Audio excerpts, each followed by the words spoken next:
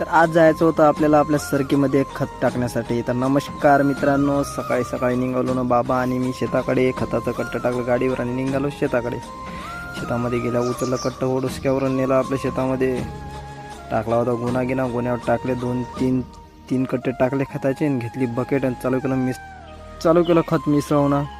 मित्रांनो, व्हिडिओ आवडत असेल तर लाईक आणि फॉलो करायला विसरू नका, कारण तुमच्यासाठी आम्ही व्हिडिओ बनवत असतो. तर घेतली ना भाऊ आपली पण बकेट एक भरून निघालो आपण आपल्या सरकीच्या तासाकडे. इकडे बाबांनी टोकन यंत्राने चालू केला होता कार्यक्रम. आपण पण घेतलं ना आपलं एक स्पेशल तास आणि चालू केलं आपल्या हातानेच टाकणं.